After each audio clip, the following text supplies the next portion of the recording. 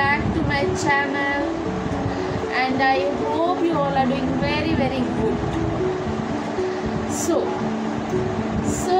today I just want to talk from my heart. Okay,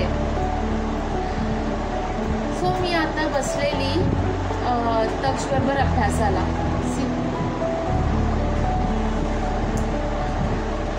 अभ्यासाला बसलेले. So me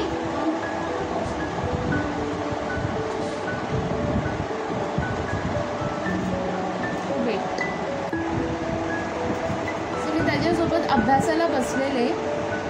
and I just thought की why does study feel so stressful nowadays.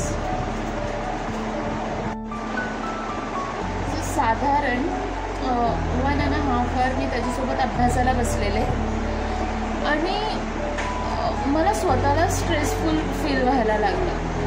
So जर माझं हे होत असेल तर मुलांचं काय, आणि माझं एकटीचंच नाही, आय एम शुअर असे खूप सारे पॅरेंट्स असतील त्यांना हे अनुभवायला येत असेल. सो सांगायचं तात्पर्य म्हणजे हे सगळं होताना मला माझे दिवस आठवले किंवा बऱ्याच वेळा आठवतात देखील की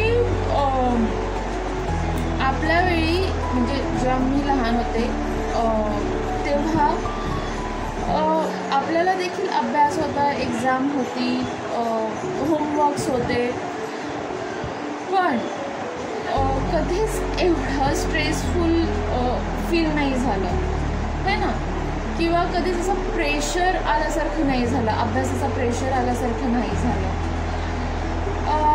आपल्या वेळी खूप काही बुक्स किंवा कोचिंग क्लासेस म्हणा, किंवा आजकाल हे ऑनलाईन क्लासेस, तऱ्हेतऱ्हेचे ऑनलाईन क्लासेस आहेत, ते सगळं नव्हतं. खूप सारं खेळलो, एकंदरीत आपण आपलं बालपण एन्जॉय केलं. आणि मला हे आठवत नाही की आपल्या पॅरेंट्सने कधी हेही चेक केलं असेल की दिवसातून टोटल किती वेळ अभ्यास करतो आहे, लाईक किती तास अभ्यास करतो आहे. But now we see how much pressure kids are going to it, है ना.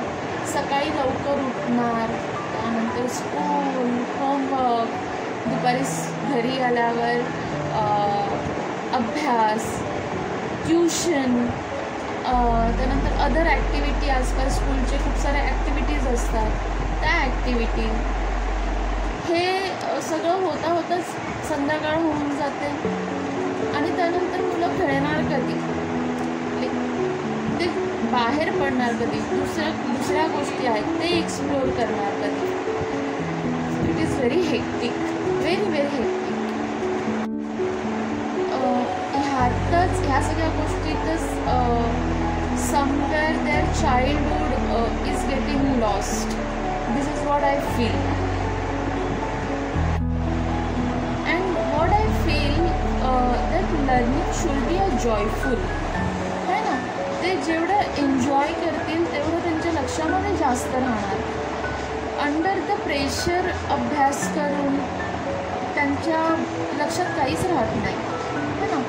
लाईक तक्ष माझा मुलगा, he is in 3rd standard, आणि त्याचे प्रश्न बघून त्याचे सायन्सचे टॉपिक्स, माय गॉड, स्पेलिंग्स एवढे मोठे कसे मुलं लक्षात ठेवतील. प्लस एवढं धावपळ, त्यांची झोप पूर्ण होत नाही लक्षात राहत ह्या सगळ्या गोष्टी. आणि एंड ऑफ द डे कुठे ना कुठे आपला राग, पॅरेंट्सचा राग मुलांवर पण कधी निघतो की त्याला लक्षात नाही राहत, कारण कॉम्पिटिशन हा एवढा आहे. आणि मला कळत नाही बाकीची मुलं कशी करतात. I don't know, it is very hectic. मी आज लिटरली फ्रस्ट्रेट झाली. आय रिअली डोंट वॉन्ट तक्ष will grow up thinking that study is stress. Enjoy करून जर शिकलं तर मजा आहे. मी पण काही जास्त हुशार नव्हते, पण तरी देखील. सो शेवटी मी एवढंच म्हणेन की आपण सगळे चांगलं बघतो, पण कधी कधी त्या प्रयत्नात आपण त्यांचं बालपण देखील विसरतो. अभ्यास, study is important, I know that it is important, but their happiness is more important. This is what I feel. आणि एक मला वाटतं की म्हणजे त्यांचं बालपण जे आहे ते हॅपीनेसने भरलेलं असायला हवं. आपण मोठे झालो, आपल्याकडे खूप सारे आपले मेमरीज आहेत.